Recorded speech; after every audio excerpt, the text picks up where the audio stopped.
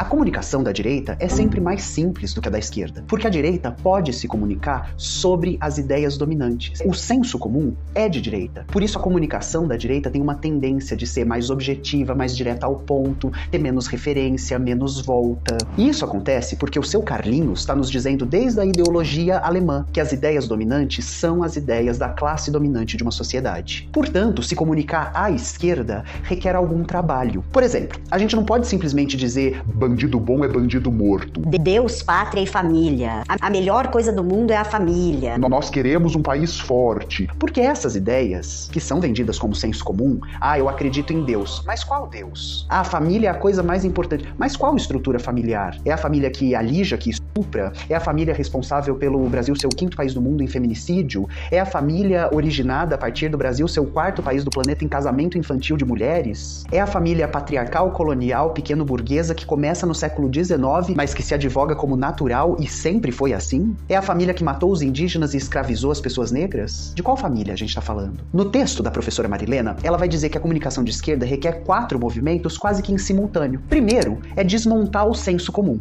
Então, o bandido bom é o bandido morto. E a gente vai precisar perguntar quem define o que é crime ou não? Quem julga se essa pessoa vai presa ou não? O Brasil tem a 3ª maior população carcerária do planeta. A maioria das pessoas que estão presas são homens, pretos e pobres e jovens, que não foram julgados. O segundo movimento é desmontar a aparência da realidade, sobre a qual está construída o discurso da direita e as suas ideias dominantes. Então, se a aparência fosse a essência, a gente não precisava de análise. Uma vez que o que parece não é, a gente vai ter que trabalhar dizendo, olha, o bandido é um discurso social construído por uma esfera de poder. É uma disputa material. Por exemplo, você pode estar envolvido no roubo de merenda escolar e virar vice-presidente, e não ir preso. Abafa. A ideia do que é crime, de quem vai preso, é também uma disputa material numa sociedade. Em terceiro, a gente vai ter que mostrar os fundamentos desse senso comum e o que tem de invisível operando por trás dele. Por exemplo, o bandido bom é o bandido morto. E aí a gente precisa contar, olha, o filho do Ike Batista, o Thor Batista, dirigindo um carro sem documento, acima do limite da velocidade, sob o efeito de entorpecentes, atropelou, não prestou socorro e matou um homem preto, pobre, periférico. O filho do Ike Batista foi preso? Não. O que teria acontecido se um homem preto, pobre, periférico tivesse matado o filho do magnata do petróleo carioca? O discurso do crime, da lei, do culpado, do criminoso, do inocente, é também uma disputa material numa sociedade. E por isso que punitivismo penal só alimenta a direita. Lutar por mais criminalização, mais polícia, mais julgamento.